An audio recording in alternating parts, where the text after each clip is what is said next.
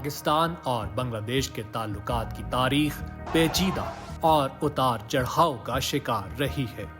سن 1971 کے سانحے کے بعد دونوں ممالک کے درمیان سفارتی تعلقات قائم تو ہوئے مگر حقیقی گرم جوشی اختیار نہ کر سکے۔ سن 1974 میں لاہور میں ہونے والی اسلامی سربراہی کانفرنس میں پاکستان نے بنگلہ دیش کو تسلیم کیا، لیکن اس کے بعد بھی بھارت کی مسلسل مداخلت کے باعث تعلقات میں کشیدگی برقرار رہی۔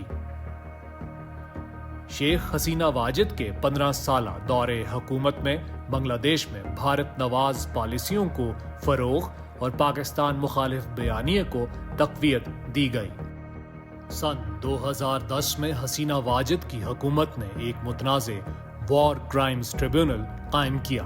جس کے تحت ان تمام افراد کو نشانہ بنایا گیا جو سن 1971 میں متحدہ پاکستان کے حامی تھے۔ حسینہ واجد نے اپنے دور حکومت میں پاکستان کے ساتھ تعلقات خراب کرنے کی ہر ممکن کوشش کی۔ سقوط ڈھاکہ یعنی دسمبر 1971 میں جب یہ حقوق پذیر ہوا تو اس سانحے نے ان دو حصوں پر بسنے والے شہریوں کو گہرا صدمہ پہنچایا، لیکن دوسری طرف ان دو حصوں کے بیچ میں موجود ازلی دشمن بھارت نے اسے اپنی ایک عظیم کامیابی قرار دیا۔ سقوط ڈھاکہ کے بعد بنگلہ دیش کے قیام پذیر ہونے سے لے کر اب تک پاکستان اور بنگلہ دیش کے باہم تعلقات اتار چڑھاؤ کا شکار رہے، تاہم حال ہی میں شیخ حسینہ واجد کی بھارت مات پالیسی کا خاتمہ ہوا اور اس کے نتیجے میں یہ امید کی جا رہی ہے کہ پاکستان اور بنگلہ دیش کے تعلقات سرد میری سے شراکت داری کی جانب بڑھیں گے۔ یہ پہلا موقع نہیں ہے کہ جب پاکستان اور بنگلہ دیش کے تعلقات میں بہتری کے امکانات دیکھے جا رہے ہیں، بلکہ تاریخی طور پر ہم اگر جائزہ لیں تو یہ معلوم ہوتا ہے کہ بنگلہ دیش میں جنرل ضیاء الرحمان کا دور اور اس کے علاوہ بیگم خالدہ ضیاء کے دو ادوار ایک ایسا وقت تھا کہ جب پاکستان اور بنگلہ دیش نے صفاتی طور پر OIC کے پلیٹ فارم پہ، سارک کے پلیٹ فارم پہ ایک دوسرے کو نہ صرف سپورٹ کیا بلکہ دونوں ممالک کے درمیان صفاتی طور پر، ثقافتی طور پر اور سیاسی طور پر شراکت داری قائم کرنے کے لیے بھرپور کاوشیں کی گئیں۔ بھارتی خفیہ ایجنسی را نے بنگلہ دیش کے میڈیا، تھنک ٹینکس اور حکومتی اداروں میں اثر و رسوخ بڑھا کر پاکستان مخالف بیانیے کو فروغ دیا،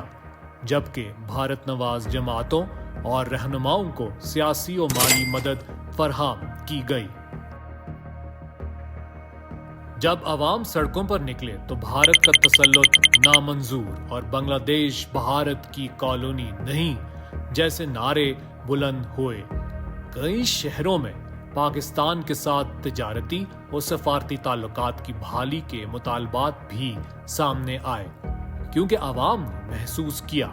کہ بھارت کے بجائے پاکستان اور دیگر مسلم ممالک کے ساتھ تعلقات ان کے قومی مفادات کے لیے زیادہ فائدہ مند ثابت ہو سکتے ہیں۔